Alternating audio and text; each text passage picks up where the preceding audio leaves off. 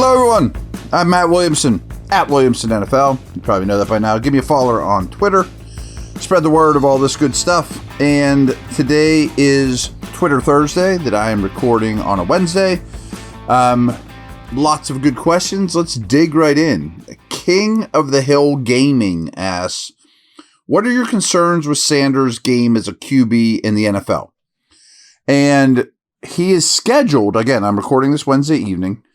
He's scheduled to be in town on Thursday. We'll see if that happens or not. And they definitely should bring him in. I'm not a big Sanders fan. I just don't think his ceiling is particularly high. Okay, I think Geno Smith is like the most underrated starting quarterback in the league. This version of Geno, not the mess he was coming out of WVU and as long as it took him to hit this point of his career. But I kind of think Geno Smith is Sanders' ceiling. I don't really see any extreme traits with Sanders. He is a good timing and rhythm and accuracy guy for sure.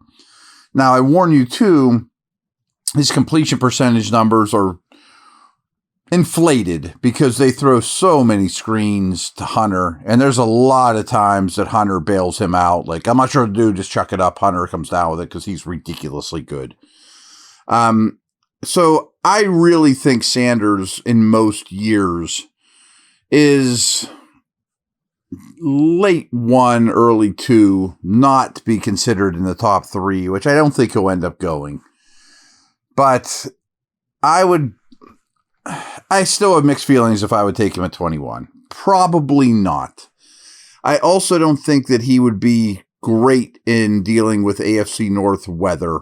I know Colorado gets snow, obviously, but they don't play deep into the season. He's just not a power thrower. He also is a big sack guy, allows a lot of sacks that are on him.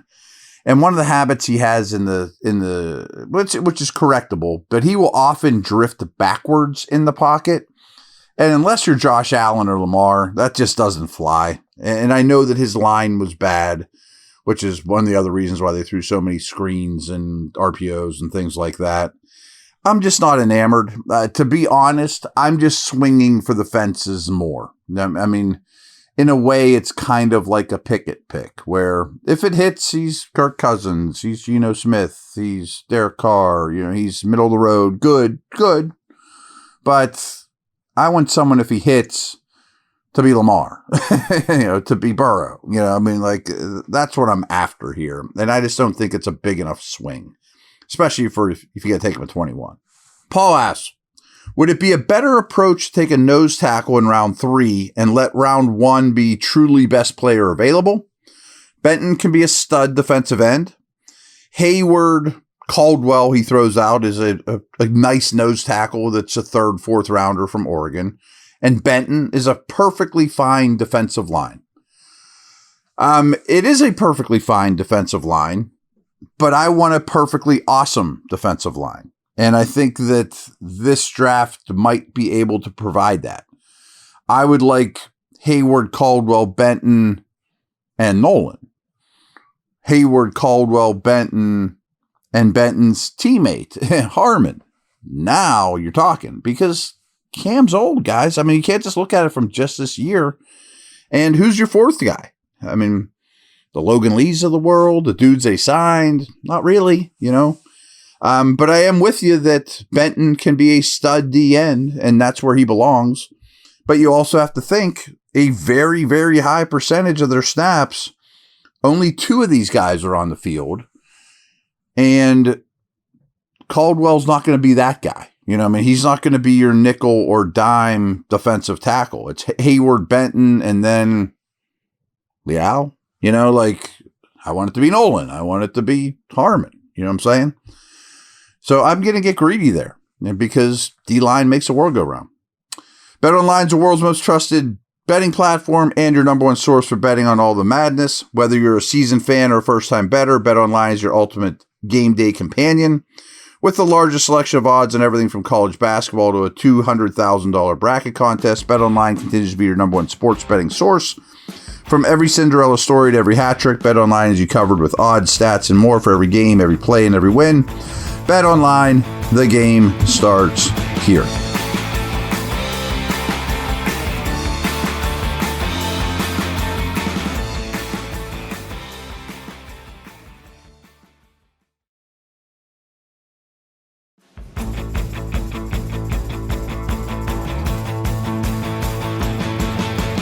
My man Naz asks, are you planning on doing any mock drafts on the podcast similar to how you did last year? Really loved those last year.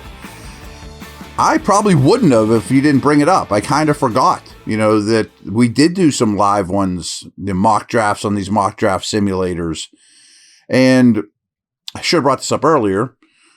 Depending how things go between now and tomorrow at this time, maybe I'll do that to end the week. And the reason I bring that up is, well, tonight, Wednesday, the 9th, it's my anniversary, by the way, is the McAfee show here in town.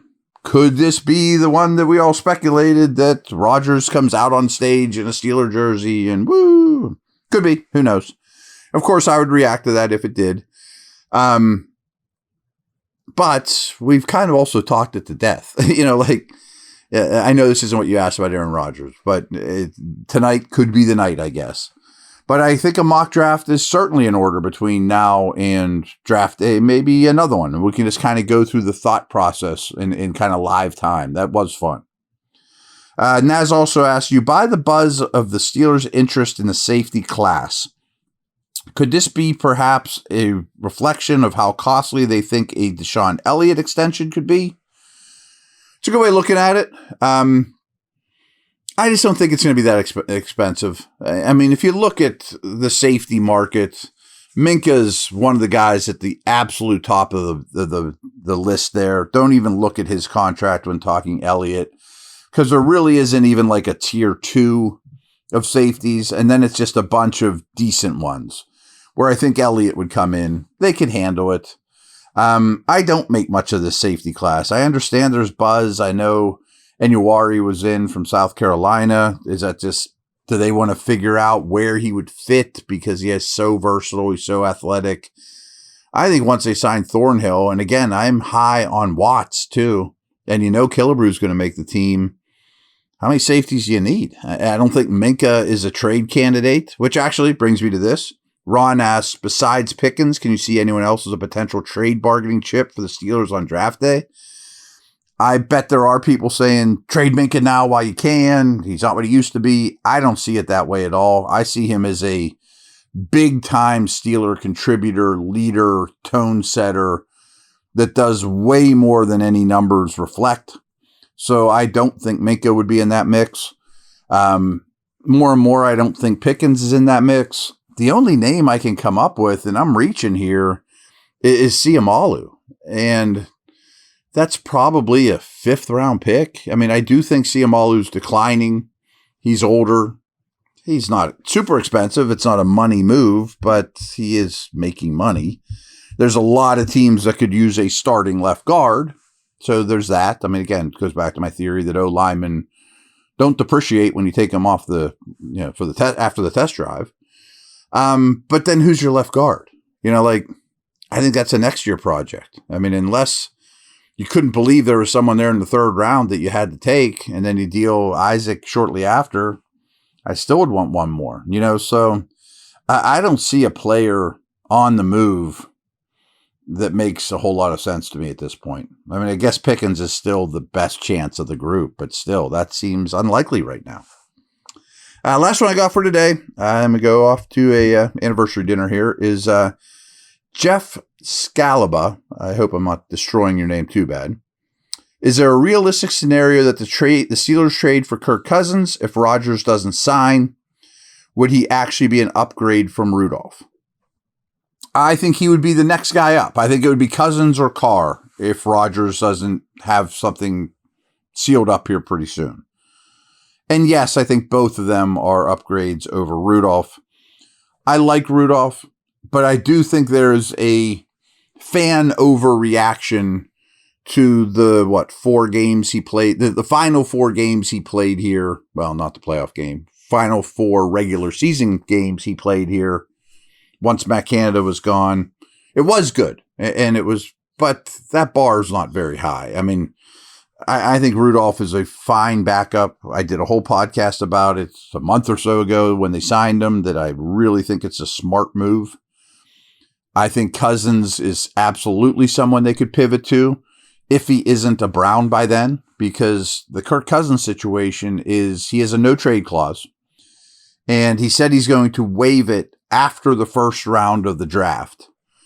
And I assume by that he means I don't want to sign with the Falcons and then they draft Penix. You know, like, I don't want to go to a team that just drafted one in the first round.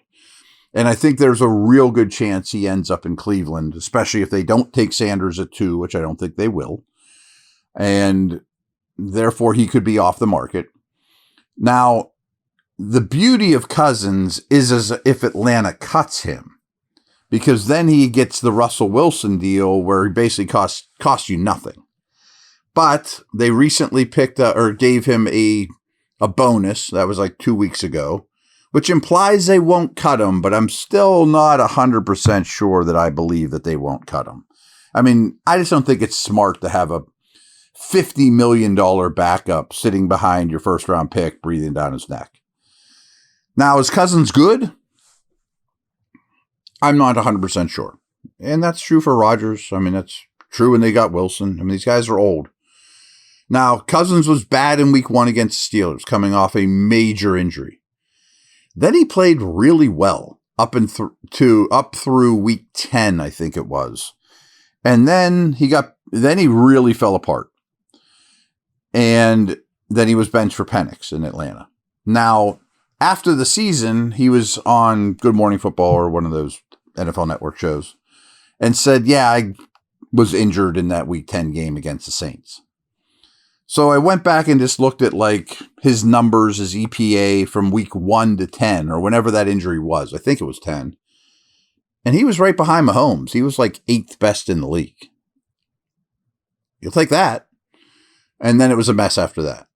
Now, if he was playing hurt, but then you also have to say, at his age, can he stay healthy? You know, I mean, can he give me 17 games?